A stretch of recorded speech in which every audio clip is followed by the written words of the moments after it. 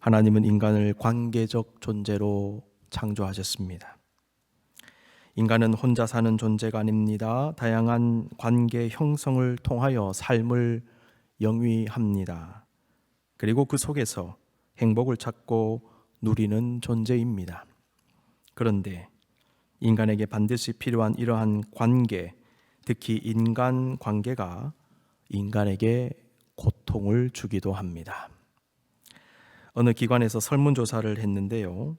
인간관계에서 피로감을 느껴본 경험이 있는가라는 질문을 했더니 자주 있다라는 대답이 24.1%, 가끔 있다라는 대답이 62.3%가 나왔습니다.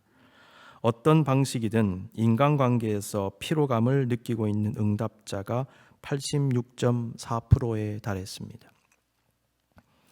인간관계의 피로감을 느끼는 원인으로서는요, 성향, 취향의 충돌이 43%, 가치관, 이념의 충돌이 39.2%로 가장 많았다고 합니다.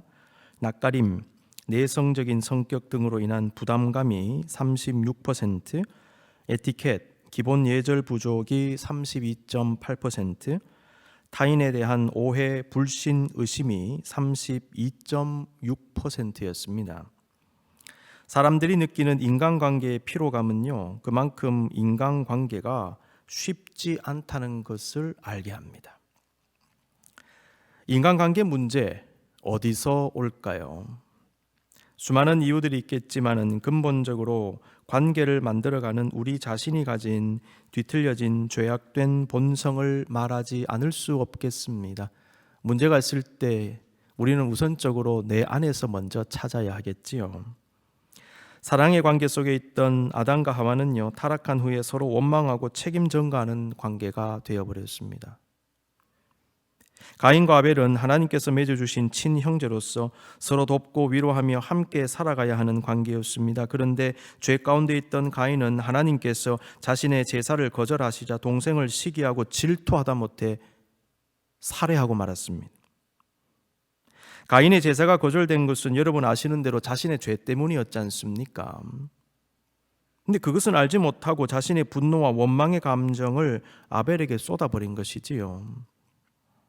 사람은 때때로 조금만 일이 잘못되고 불리하게 돌아가면 남을 원망하고 책임을 탓하는 못된 본성을 드러냅니다. 가인은 하나님께서 맺어주신 귀한 관계를 자기 자신의 문제 때문에 스스로 파괴하고 말았습니다. 이렇듯 인간은 관계로 인해 살고 관계로 인해 행복하도록 지음받았지만은 죄의 본성으로 인하여 그 관계 때문에 고통당하기도 하는 존재입니다. 여러분, 이것이 바로 인간관계의 양면성이라고 말할 수 있겠습니다. 그런데 우리가 생각해야 되는 것은 인간관계가 우리를 힘들게 하지만은 그렇다고 그 관계를 무조건 피하려고 해서는 안 된다라는 것이죠. 우리는 관계를 떠나서는 살 수 없습니다. 관계는 인간에게 숙명과도 같은 겁니다. 따라서 우리에게 필요한 자세는 관계를 두려워하고 피할 것이 아니라 좋은 관계, 아름다운 관계를 만들어가기 위해 기도하고 노력해야 합니다. 좋은 관계를 만들기 위해 필요한 게 무엇일까요? 나의 변화와 성숙입니다. 내가 성숙할 때 성숙한 관계를 만들어낼 수 있습니다. 그리고 그 성숙한 관계가 행복한 삶을 만듭니다. 오늘 본문은 예수님과 수가성 여인의 만남의 이야기를 담고 있습니다. 오늘은 인간관계라는 관점으로 본문을 새롭게 묵상하면서 우리에게 들려주시는 주님의 음성을 함께 듣기를 원합니다. 여러분, 오늘 본문을 가만히 한번 보시면요, 4가지 관계를 발견할 수 있습니다. 첫 번째, 유대와 사마리아의 관계입니다. 역사적으로 유대인들과 사마리아인들은 사이가 매우 좋지 않았습니다. 특히 유대인들은 사마리아인들을 멸시하고 천대했습니다. 그 이유는 과거 아수르 제국이 북이스라엘을 정복했을 때에 많은 사마리아인들을 다른 지역으로 이주시켜 버렸어요. 그리고 다른 지역에 있는 이방인들을 사마리아로 이주시켰습니다. 어떤 현상이 일어났을까요? 피가 섞이는 거예요. 이것을 혼종 정책이라고 합니다. 아수르가 의도적으로 자기가 정복한 피지배국의 민족들을 말살할 정책을 펼쳤던 거죠. 시간이 흘러서 바벨론이 아수르를 멸망시키고 패권을 잡게 됩니다. 그때 남유다가 바벨론에게 정복당하여 70년 포로기를 보냈지 않습니까? 그리고 마침내 하나님의 약속에 따라 바벨론에 잡혀갔던 유다 백성들이 고향으로 돌아왔습니다. 제일 먼저 한 작업 중에 하나가 성전 재건이지 않습니까? 그때 사마리아 사람들이 자신들도 성전 재건에 참여하게 해달라고 얘기했는데 남유다에서 단호하게 거절하죠. 이후에 사마리아인들은 성전 재건과 성벽 재건을 지속적으로 방해합니다. 유대인들은 이방인과 피가 섞였고 성전과 성벽 재건을 방해한 사마리아인들에 대한 깊은 반감을 가졌고 사마리아인들 역시 유대인들에게 좋지 않은 감정을 가지게 되었습니다. 그것이 예수님 시대까지 계속 이어진 거예요. 두 번째, 예수님과 여인의 관계를 보게 됩니다. 예수님은 사마리아 지역 수가라는 곳에 들어가셨는데 여행으로 몸이 피곤하셨습니다. 마침 야곱의 우분이 있어서 그 우물가에 앉으셨습니다. 그때 어떤 여인이 물동이를 들고 물을 기르러 왔는데 이것이 바로 예수님과 수가성 여인이 처음 만나는 장면이지요.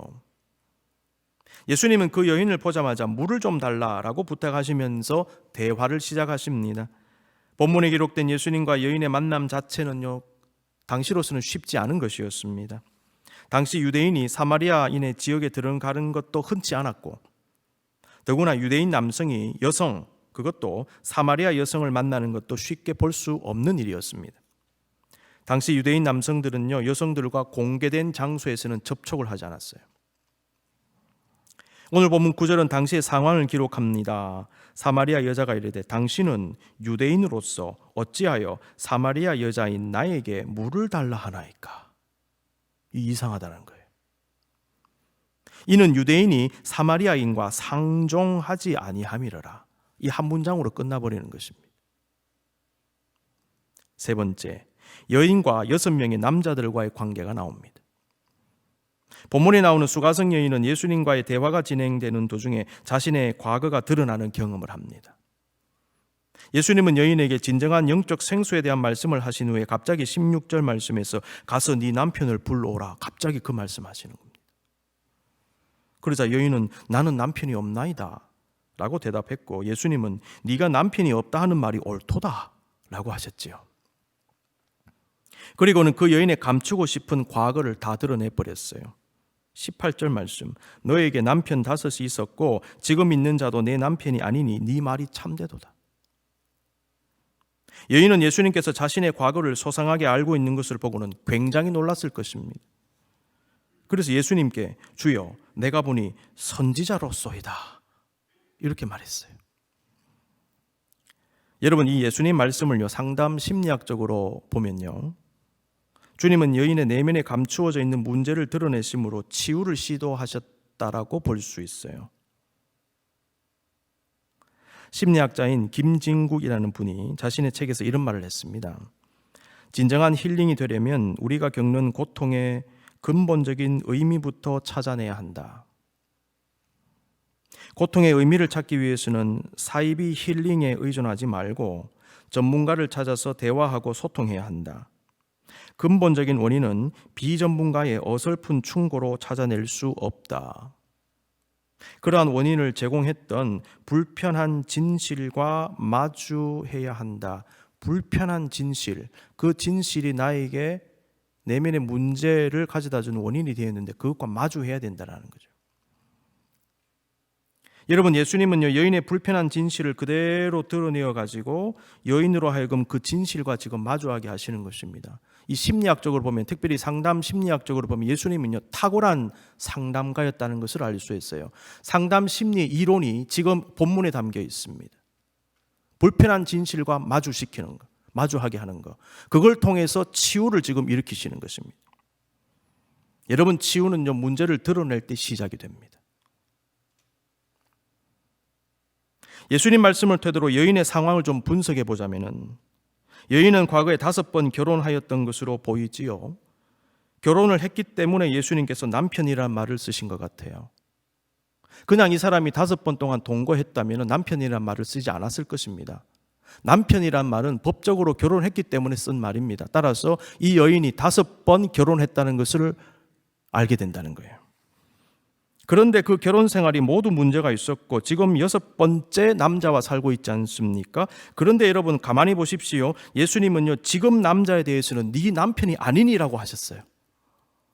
여러분 지금까지 우리가 본문 읽으면서 놓쳤을 가능성이 있습니다. 5명은 다 남편이었다, 결혼했구나. 그런데 지금 있는 남자는 결혼하지 않은 남자였구나. 이게 드러나는 거예요 지금. 이 여인도 이렇게 말합니다. 17절에 나는 남편이 없나이다. 같이 사는 남자가 있지 않습니까? 그런데 나는 남편이 없나이다. 이게 도대체 무슨 말일까 궁금했는데 해소가 되는 거예요.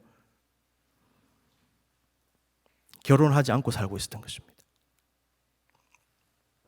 당시 관습에 의하면 결혼을 하지 않고서 같이 동거하는 것은 불법이었답니다. 여인은 자신의 불법적 동거를 예수님께 솔직하게 고백하고 있습니다.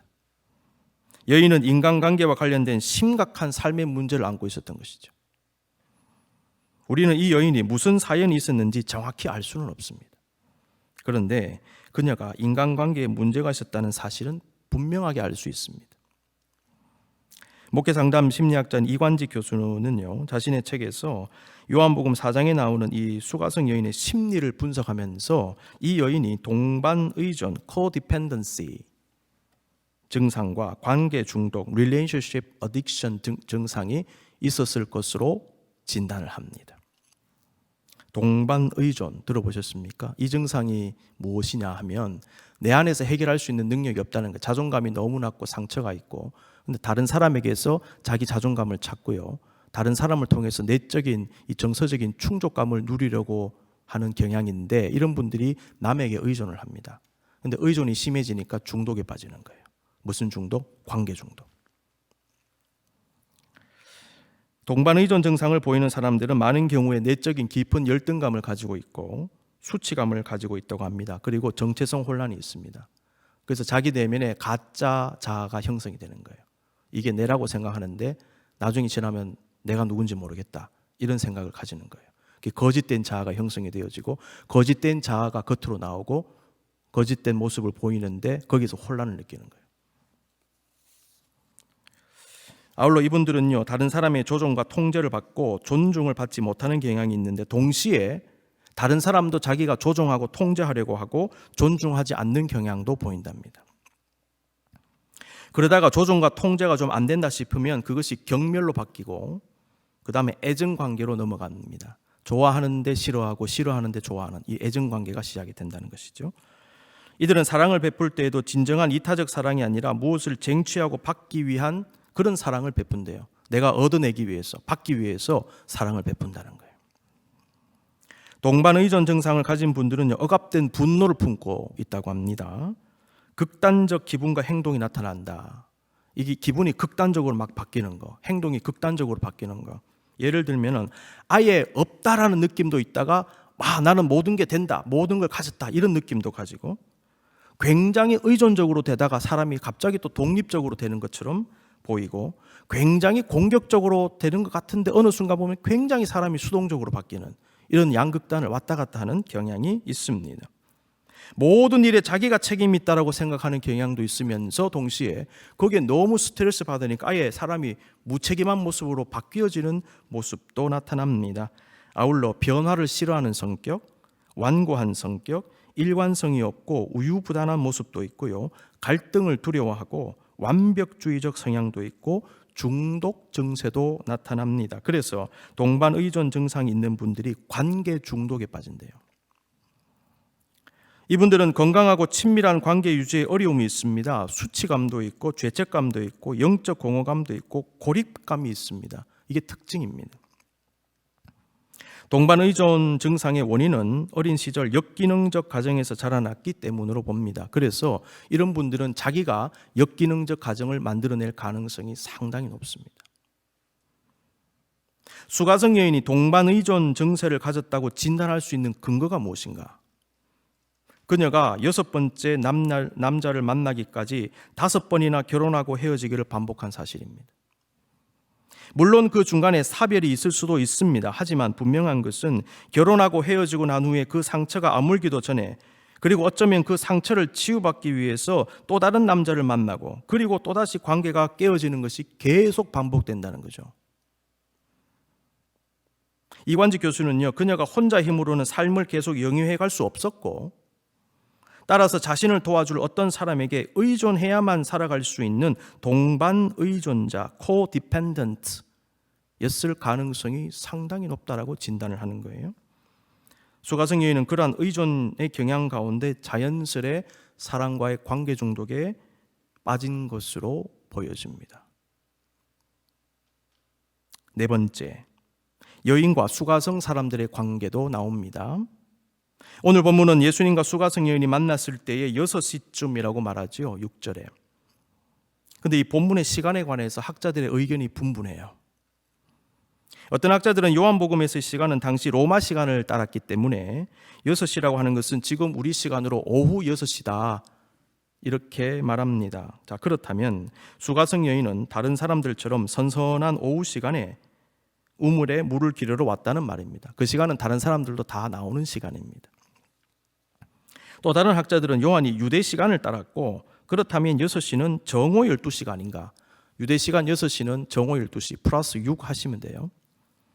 자, 만약 그렇다면 우리가 일반적으로 이해하는 대로 여인은 날씨가 너무 더워서 사람들이 잘 다니지 않는 정오 12시를 골라서 일부러 그 시간에 나왔다는 말이 되겠죠. 자, 그 이유는 결혼을 5번이나 하고 지금은 법적으로 남편도 아닌 남자와 사는 상황에서 사람들을 의도적으로 피하기 위해서였을 것입니다. 어떤 학자는 여인의 상황을 고려할 때에 그리고 우물가에서 장시간 예수님과 대화하는 상황, 더 나아가서 나중에 마을 사람들이 예수님 만나서 꽤 오랜 시간을 예수님과 함께 보내는 장면 등을 고려할 때에 12시로 보는 게 더 설득력이 있지 않겠는가라고 제안을 합니다. 정오 12시가 아닌가. 자, 그렇게 보았을 때 이 여인은 마을 사람들과의 관계에 어려움이 있었다는 것이 확실합니다. 설사 여인이 나온 시간이 오후 6시라 하더라도 여인의 상황을 고려하면 마을 사람들로부터 멸시와 조롱을 당하고 있었을 가능성이 높다 하겠습니다. 여러분, 오늘 본문에 기록된 예수님은요, 이러한 여인의 관계 문제를 해결하시는 분으로 등장합니다. 수가성 여인은 깨어진 관계 속에서 예수님 만나고 관계의 문제를 극복함으로 새로운 삶을 살게 되었습니다. 예수님은 어떤 모습으로 나타나고 있습니까? 첫 번째, 만나신 예수님입니다. 복음서에 기록된 예수님의 역사는 만남을 통해서 이루어졌습니다. 많은 경우 예수님은요, 만나야 되는 사람들을 직접 찾아가셨어요. 오늘 본문에서도 예수님은 너무나 힘든 인생을 살아가던 수가성 여인을 직접 찾아가 만나셨습니다. 구원의 역사는 주님이 이 땅에 오셨기 때문에 가능하게 되었습니다. 주님은 찾아가시는 주님이십니다. 만나시는 주님이십니다. 주님은 우리도 찾아오셨습니다. 지금도 우리를 만나고 계십니다. 인간관계는 만남으로 시작이 되지요. 그런데 관계의 문제 해결도요, 만남으로 시작이 되는 거예요. 인간관계가 상처를 주지만은 그 상처의 치유와 회복도 인간관계를 통해 이루어진다는 사실을 잊지 마십시다. 그러므로 우리의 과제는 우리의 인간관계를 성숙하게 만드는 것입니다. 성숙한 관계를 만들기 위해 내가 성숙해지는 것입니다. 서두에 말씀드렸습니다. 그러한 성숙의 모습 속에는 무엇이 있는가? 내면의 겸손이 있습니다. 낮아짐이 있습니다. 자기 비움이 포함이 되는 겁니다. 예수님은 자신을 낮추시고 비우심으로 육신을 입고 이 땅에 오셨고 그 모습대로 우리를 만나신 것입니다. 같은 원리가 우리에게도 적용이 됩니다. 우리의 내면의 겸손과 낮아짐과 비움이 있다면 우리도 예수님처럼 사람들과 성숙한 만남을 가질 수 있습니다. 그리고 그 만남을 통하여 관계를 바꿀 수 있어요. 사람과의 관계 껄끄러울 수 있습니다. 피하고 싶을 때가 있습니다. 여러분, 근데요, 그럴수록 비워내고 낮아지면요, 극복할 수 있어요. 힘들지만 예수님의 모습이 우리에게 힌트를 주는 겁니다. 두 번째, 관계의 장애물을 넘으신 예수님입니다. 예수님은 유대에서 사역을 마치신 후에 갈릴리로 올라가실 때 일부러 사마리아를 통과하셨습니다. 3절 4절, 유대를 떠나 다시 갈릴리로 가실새 사마리아를 통과하여야 하겠는지라. 예수님의 결정은 당시 유대와 사마리아의 관계를 고려하면 굉장히 이례적인 것이었습니다. 당시 많은 유대인들은 사마리아의 지역에 들어가는 것조차 꺼려해서요, 갈리로 갈 때 일부러 요단강 동편 베레아 지역을 돌아갔답니다. 그러나 예수님은 마치 관계의 장벽을 뚫듯이 사마리아로 바로 직행하신 것입니다. 그 이유는 수가성 여인을 만나기 위해서였고, 더 나아가서 사마리아 사람들에게 복음을 전하시기 위해서였습니다. 여러분이요, 예수님은 깨어진 관계를 넘어 복음을 전하셨습니다.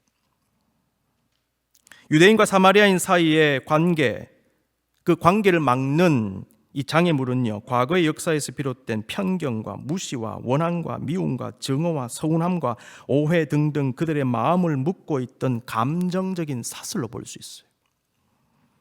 특히 당시 유대인들은 사마리아인이기 때문에 안 된다, 이런 생각을 갖고 있었어요. 너 사마리아인 아니냐? 너는 그래서 안 되는 거야. 여러분, 이게 뭔지 아십니까? 낙인 찍는 겁니다. 여러분, 우리가 알게 모르게요, 이 낙인을 찍어요, 사람을. 너는 그것 때문에 안 된다. 너는 어디라서 안 된다. 무엇이라서 안 된다. 심각한 문제입니다.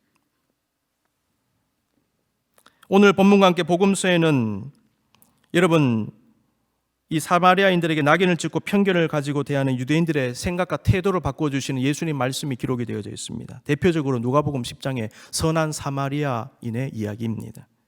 어떤 사람이 예루살렘에서 여리고로 가다가 강도를 만나서 거의 죽어가고 있었지 않습니까? 제사장 지나갑니다. 레위인 지나갑니다. 아무도 안 도와주었어요. 그런데 어떤 사마리아 사람이 그를 불쌍히 여겨가지고 자기가 가지고 있는 기름과 포도주로 응급처치를 해주고, 그 사람 실어서 주막으로 데려가 돌보아주고 하룻밤 같이 지내고 다음날 떠나면서 주막 주인에게 돈을 주면서 잘 부탁합니다. 혹시 돈이 더 들면 내가 돌아올 때 드릴게요. 이러고 갔다는 거예요. 예수님 말씀하시죠. 이 세 사람 중에 누가 이웃이냐? 사마리아인 아니냐? 자, 이웃은 누구냐? 이와 같이 사랑을 베푸는 사람이 이웃이 아니냐? 첫 번째. 그 다음에 너희들이 그렇게 멸시천대하던 사마리아인이 이렇게 도왔다. 그런데도 너희는 사마리아인을 이웃으로 가져하지 않을 것이냐? 너희의 편견을 좀 깨라. 그 메시지가 들어있지 않나요? 주님은 우리에게요, 관계를 깨는 잘못된 사고방식과 과거의 기억과 오해와 편견과 상한 감정 등의 장애물에 우리 역시 지금 갇혀 있는 건 아닌가? 너희들이 어떤 편견에 갇혀 있는 건 아닌가? 낙인 찍고 있는 건 아닌가? 그거 지금 물으시는 것 같아요. 그리고 그것을 넘어서야 한다. 그것을 넘어서야 한다. 그리하면 열릴 것이다. 그리하면 회복될 것이다. 그것을 넘어서라. 우리에게 말씀하십니다. 관계의 장애물을 넘으신 예수님. 세 번째, 여인의 근본적 문제를 해결해 주신 예수님. 우리가 살펴본 대로 여인의 인간관계 문제는요, 그녀의 내면의 문제와 관련이 있습니다. 수가성 여인은 자신이 가진 상처의 문제와 함께 근본적으로 구원의 문제를 가지고 있었어요. 예수님은 구원의 진리를 알게 하심으로 문제의 근원을 지금 해결해 주셨습니다. 오늘 본문에 등장하는 예수님의 생수에 대한 말씀이 그 근원, 그 증거입니다. 여인이 우물에 물을 들으러 나오는 장면은요, 그녀가 얼마나 내적으로 목마른 상태에 있었는지를 상징합니다. 예수님은 영적으로 목마른 그녀에게 진정한 생수를 알게 하셨습니다. 14절, 내가 주는 물을 마시는 자는 영원히 목마르지 아니하리니 내가 주는 물은 그 속에서 영생하도록 솟아나는 샘물이 되리라. 영생하도록 솟아나는 샘물, 예수님 자신입니다. 모든 문제의 근원을 해결하는 진정한 해결책 아닙니까? 예수님은 여인의 근본적 문제를 해결해 주심으로 내적 치유를 이루어 주셨고, 내적 치유를 통하여 관계 치유로 넘어가게 하신 것입니다. 여러분이요, 사람과의 관계 회복은요, 나의 회복에서 시작됩니다. 나의 내면의 회복, 상처의 치유, 내 안에 있는 상처받은 아이를 떠나보내는 작업이 필요합니다. 내 안에 상처받은 아이가 있어요. 이걸 품고 있는 사람을 성인 아이라고 얘기합니다. 겉은 성인인데 속에는 아이가 있는 거예요. 어떤 아이? 상처받은 아이. 어덜트 키드입니다. 어릴 때 과거에 상처받은 어떤 것이 있는데 해소가 안 된 상황에서 내 안에 그 상처받은 아이가 자리하고 있어서 가끔씩 그 아이가 나오는 거예요. 상처받은 아이의 모습이. 그 아이같이 행동하는 거예요. 여러분이요, 저와 여러분에게 이러한 내면의 아이가 있다면 주님의 치유가 있으시기를 원합니다. 이제는 이 아이를 떠나 보내야 합니다. 떠나 보내십시다. 더 이상 상처받지 말고, 더 이상 그것 때문에 고통당하지 말고, 나의 상처받은 나의 내면의 아이를 떠나보내십시다. 주님은요, 근본적인 문제를 해결하셔서 관계를 치유하셨습니다. 치유된 관계는 우리의 삶을 바꿀 것입니다. 네 번째입니다. 주님과의 관계가 열리면 옆으로 사람과의 관계도 열린다. 주님은 자신과의 관계가 먼저 열리게 하시고 옆으로 사람과의 관계가 열리게 하셨어요. 수가성 여인이 예수님 만난 다음에 어떤 일이 일어났는가 주목해야 됩니다. 28절 29절 한번 보시기 바랍니다. 여자가 물동이를 버려두고 동네로 들어가서 사람들에게 이르되 내가 행한 모든 일을 내게 말한 사람을 와서 보라. 이는 그리스도가 아니냐. 자, 여기에 세 가지 행동이 나옵니다. 보십시오. 첫 번째, 물동이를 버려두었다. 여인은 육신의 목을 축이는 물을 담는 물동이를 버려두었습니다. 수가성 여인은 자신의 육신의 욕망과 갈망과 불만족을 채우려고 했던 모든 인간적 노력을 내려놓았다는 거예요. 그 이유는 진정한 생수를 만났기 때문에. 둘째, 동네로 들어가 사람들을 만나죠. 당시 여인과 수가성 사람들 사이의 관계는 단절되어 있었지 않습니까? 마을 사람들은 수가성 여인을 정상으로 보지 않았어요. 문제아로 취급했던 것입니다. 그런데 여인은요, 마을로 달려들어가 자기가 만나지 않았던, 피하려고 했던 사람을 대면하여 만납니다. 이 과정에서 일어난 일이 무엇일까요? 여인은 지난날 마을 사람들과의 잘못된 관계, 다툼, 상처, 감정적인 응어리, 서운함, 미움, 원망을 극복했다는 거예요. 극복하니까 얼굴을 마주 볼 수 있는 것입니다.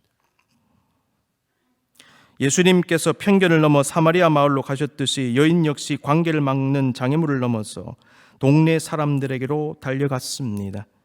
그렇습니다. 주님과의 관계가 열리면 옆으로 사람과의 놓여져 있었던 그 장애물을 넘게 되고 그들과의 관계가 열릴 것입니다. 세 번째, 여인은 예수님이 그리스도라고 증거했습니다.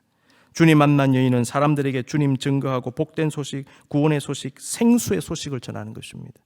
여러분, 주님 만나고 내적 치유를 경험한 사람은요, 사람과의 관계도 열리는데 특별히 주님께 쓰임받는 역사가 일어난다는 거예요. 이탈리아 출신 김하종 신부님이라는 분이 계신데요, 이분은 경기도 성남에 있는 안나의 집이라는 곳에서 20년 넘게 노숙인들에게 식사 대접을 하고 계신답니다. 최근에 어느 일간지에서 이분이 페이스북에 쓴 기도 형식의 글을 소개했는데요, 제가 부분적으로 소개하겠습니다. 불행하게도 저는 과거에 여러 번 하나님을 궁극적인 현실로 축소시켰습니다. 자, 가톨릭에서는 하나님이라고 하지 않고 하느님이라고 하지요. 심각하게 이야기하고 사고하고 설명하면서 연구와 이해의 대상으로 신학적이고 도덕적 차원으로 말입니다. 이제 저는 알았습니다. 그분께서는 아주 신나는 자유와 기쁨의 경험이라는 것을. 제가 만난 그분은 살아계신 분입니다. 상호호혜성, 다른 말로 상호성과 책임감의 개인적인 관계 속에, 그 관계 속에 그분은 저에게 지금과는 다른 더 나은, 더 아름다운 세상을 만드는데 협력하자고 요청하십니다. 사랑이라는 바탕 위에 세워진 그런 세상을 그분은 진정 살아있는 경험이시며 나같이 하찮은 존재의 삶의 매 순간의 파편마다 살아계신 분입니다. 관계 속에 하자, 관계 속에 새롭게 하자, 나와 너와의 관계 속에 인생을 새롭게 하자, 세상을 바꾸자. 관계 속에. 여러분, 눈을 한번 다 감으십시다. 조용하게 우리 자신을 돌아보십시다. 저와 여러분이 관계 어려움이 있습니까?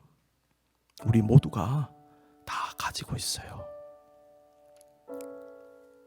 관계가 우리를 행복하게 하지만 관계가 우리를 힘들게 하는 것도 사실입니다. 그런데 여러분 아십시오. 주님이 그걸 아십니다. 그래서 수가성 여인을 찾아가신 거예요. 복잡한 관계 속에 있던 사람, 정서적인 문제가 있었던 여인, 여러 가지 관계가 다 파괴되어진 그 여인을, 그래서 예수님 찾아가신 거예요. 그리고 생수를 소개하셨습니다. 내가 생수다. 너는 나를 마셔야 한다. 그러면 너의 내면이, 너의 근본적인 문제가 치유받을 거야. 얘야, 그 다음에 한번 해봐라. 그 다음에 한번 해봐라. 그 관계 한번 고쳐봐라. 너의 삶이 달라질 것이다. 여러분이요, 주님은요, 깨어진 관계 속에서 우리를 만나시는 것입니다. 이 시간 같이 기도하십시다. 주님, 저도 만져주십시오. 저도 주님의 생수를 마시게 해주십시오. 그렇게 힘들었던 수가성 여인이 바뀌어진 것처럼 하나님, 저도 바꾸어 주십시오. 저도 새롭게 되기 원합니다. 저의 관계도, 저의 내면도 새로워지기 원합니다.